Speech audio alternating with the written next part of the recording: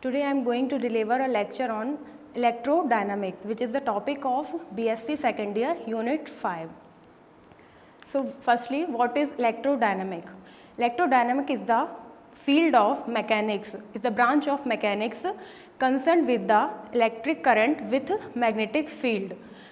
Electrodynamic is also called electromagnetism because electromagnetism के अंदर हम इलेक्ट्रिक करंट और मैग्नेटिक फील्ड का आपस में क्या रिलेशन होता है, इनका एक दूसरे पे क्या इफ़ेक्ट पड़ता है, ये सब हम इसमें स्टडी करते हैं. सबसे पहले हमें पता होना चाहिए इलेक्ट्रिसिटी क्या होती है. तो हम सब we all know very well कि किसी भी आवेश का जो बेस होता है वो इलेक्ट्रॉन होता है, बिकॉज इलेक्ट्रॉन बहुत ही हल्के होने के कारण इजीली ट्रांसफ़र हो जाते हैं. तो simply we can say that किसी भी कंडक्टर में जो इलेक्ट्रॉन्स हैं उसके चार्ज होने से जो उस कंडक्टर में एनर्जी रिलीज़ होती है, उस रिलीज एनर्जी को ही हम इलेक्ट्रिसिटी कहते हैं. और इलेक्ट्रोडायनामिक फिजिक्स की वह घटना है जिसमें हम उस इलेक्ट्रिसिटी के चल अथवा अचल प्रोटॉन या इलेक्ट्रॉन के बारे में स्टडी करते हैं. अब इलेक्ट्रोमैग्नेटिज्म पढ़ने से पहले हमें पता होना चाहिए व्हाट इज़ मैग्नेटिक फ्लक्स, क्योंकि किसी भी मैग्नेट का एक मैग्नेटिक फ्लक्स होता है. तो magnetic flux is defined as the number of magnetic field line passing through a given closed surface. जो मैग्नेटिक फ्लक्स होता है वो चुंबकीय क्षेत्र में स्थित किसी क्षेत्रफल से गुजरने वाली कुल चुंबकीय रेखाओं की संख्या को हम मैग्नेटिक फ्लक्स कहते हैं. Magnetic flux is commonly used Greek letter phi and its formula is B dot A या B A cos theta, where B equal to magnetic field, A equal to its area and cos theta between angle the B and A and its SI unit equal to Weber. तो ये होता है आपका magnetic flux. अब magnetic flux से related ही एक scientist Faraday ने एक एक्सपेरिमेंट किया था जिसमें इन्होंने दो लॉ दिए थे जिन्हें हम फेराडे लॉ या फिर इलेक्ट्रोमैग्नेटिक इंडक्शन कहते हैं. Faraday law of induction is a basic law of electromagnetism, predicting how a magnetic field will interact with an electric circuit to produce an electromotive force EMF. They gave the two basic law. The first law describes the induction of EMF in a conductor and the second law describes the quantities the EMF produced in the conductor. मतलब उन्होंने जो दो law बताए थे, उन्होंने magnet और एक coil ली थी, उसको एक्सपेरिमेंट किया था और उन्होंने देखा था कि कैसे उस कॉइल में उस मैग्नेटिक थ्रू के जो EMF है वो कंडक्ट होता है. और सेकंड लॉ में उन्होंने बताया था कि कितनी क्वांटिटी में वो लॉ EMF जो है वो कंडक्ट होता है.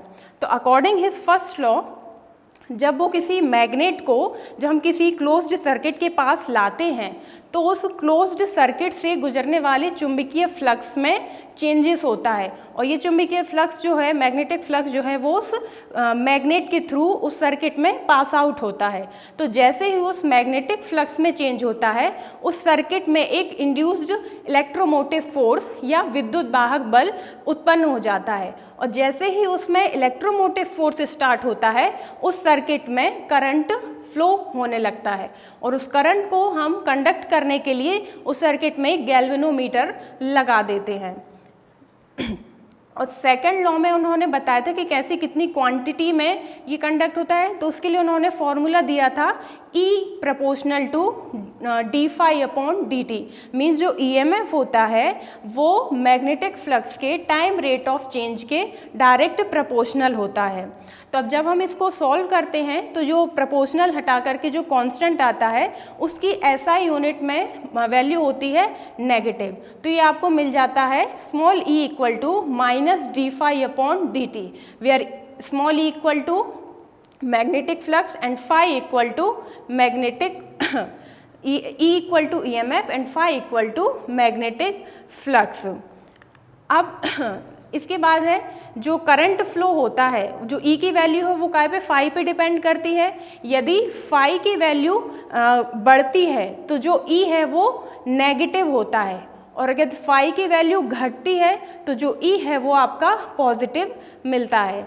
अब जो इसमें करंट फ्लो होता है उसका फॉर्मूला क्या होता है, I equal to E upon R या फिर I equal to minus N upon R d phi upon D t, जहाँ उस E की वैल्यू होती है minus N d phi upon D t, जहाँ एन क्या है नंबर ऑफ टर्न्स है, फाई जो है मैग्नेटिक फ्लक्स है, बी जो है आपका एक्सटर्नल मैग्नेटिक फील्ड है और ए जो है आपका एरिया ऑफ कॉइल है। इसके बाद है आपका डायरेक्शन ऑफ इंड्यूस्ड करंट। अब जो करंट फ्लो होता है उस सर्किट में तो उसकी जो डायरेक्शन है कि वो किस डायरेक्शन में फ्लो होता है ये हम फैराडे लॉ से नहीं बता सकते। इसके लिए दो लॉ और हैं जो है आपका फर्स्ट है लेंज लॉ और सेकंड है आपका फ्लेमिंग राइट हैंड रूल। तो फर्स्ट है आपका Lenz law, the induced B field in a loop of wire will oppose the change in magnetic flux through the loop.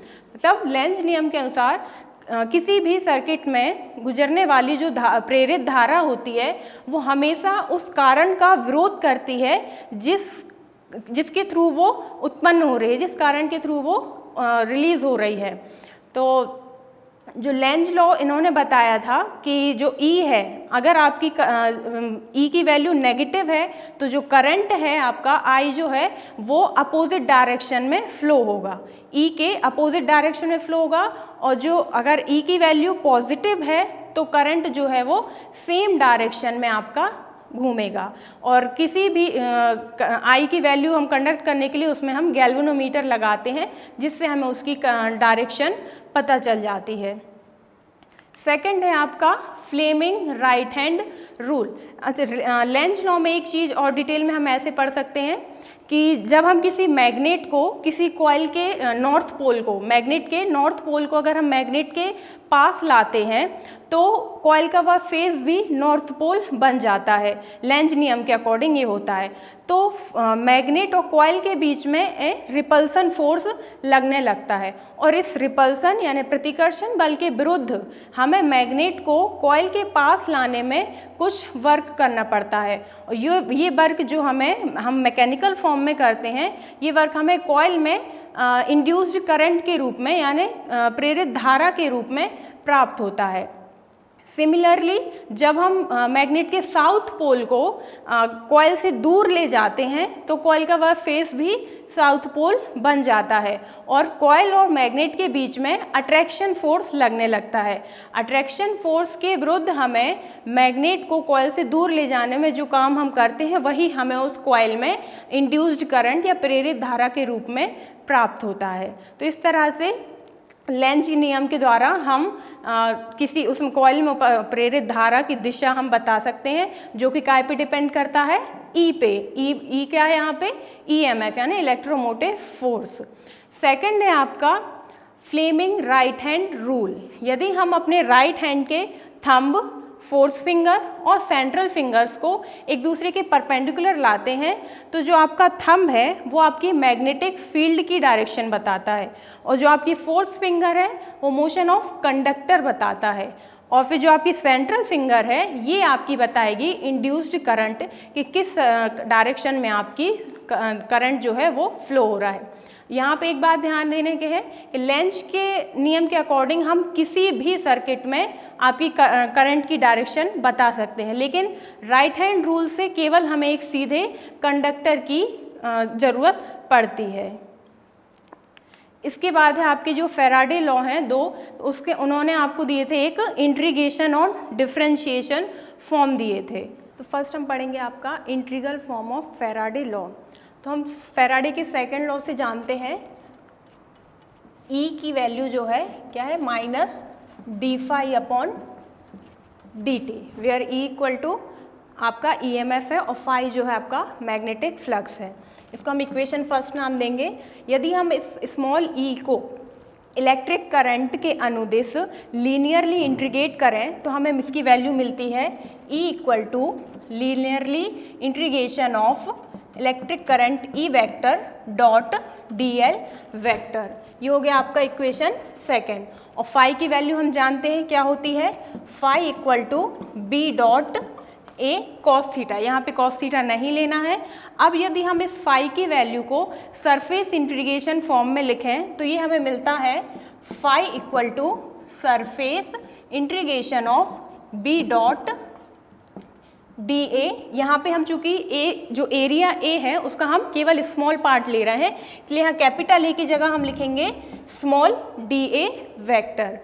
अब इसको हम इक्वेशन थर्ड नाम देंगे। अब इक्वेशन सेकंड और थर्ड से हम ई और फाई की वैल्यू अगर इक्वेशन फर्स्ट में रखें तो हमें मिलता है आपका linearly integration of E vector dot D L vector equal to surface integration of B dot ये minus D upon D T आगे आएगा और इस फाई की जगह हम रख देंगे B dot d A vector. This equation called the Faraday's integration first form. Second है आपका डिफरेंशिएशन फॉर्म। इसके लिए क्या होता है, जो हमने फर्स्ट ईयर में स्टोक थ्योरम पढ़ी है उसका यूज़ करते हैं। स्टोक थ्योरम के अकॉर्डिंग क्या है आपका, किसी इलेक्ट्रिक करंट E का जो लीनियरली इंटीग्रेशन है वो उसके सरफेस इंटीग्रेशन के कर्ल के बराबर होता है। ये आपकी है Stoke theorem. Means linearly integration of electric current E dl vector equal to surface integration of curl of E vector into dA vector. अब इस E की वैल्यू जो हमें यहाँ से ये मिली है minus D upon D t surface integration of B dot d A vector, यहाँ पे इसके इक्वल में रख देंगे तो ये हमें मिल जाएगा आपका surface integration of curl of E vector dot d A vector equal to surface integration of minus D upon D t d A vector. अब यदि हम इस माइनस चार्ज इस पूरी इक्वेशन को राइट हैंड साइड में लेकर आएँ तो ये हमें मिलेगा, चूँकि दोनों क्या है सरफेस इंटीग्रेशन में है और डी ए आपका कॉमन है तो ये दोनों आपके कॉमन आ जाएंगे। केवल हमको मिलेगा curl of E A vector, ये प्लस हो जाएगा जो कि माइनस से साइड ट्रांसफर लेकर आ रहे हैं d V upon D t vector, ये आ जाएगा आपका डी ए वेक्टर बाहर यहाँ पे 0। अब हम इसका अगर डिफ्रेंशिएट करें तो हम जानते हैं कि डिफ्रेंशिएशन जो रहता है इंटीग्रेशन का अपोजिट रहता है, तो डिफ्रेंशिएशन इंटीग्रेशन से कैंसिल हो जाएगा और हमें क्या मिलेगा, केवल curl of E plus d V vector upon D t equal to 0 या curl of E vector equal to minus d V upon D t. ये आपका कहलाता है फेराडेज का डिफरेंशिएशन फॉर्म कहलाता है। तो जब इन दोनों में हम वैल्यू पुट करते हैं तो हमें मैथमेटिकल फॉर्म में फेराडे की जो ईएमएफ रहता है उसकी वैल्यू हमें मिल जाती है, जो करंट फ्लो होता है उसकी हमें मैथमेटिकल फॉर्म में वैल्यू मिल जाती है। Thank you.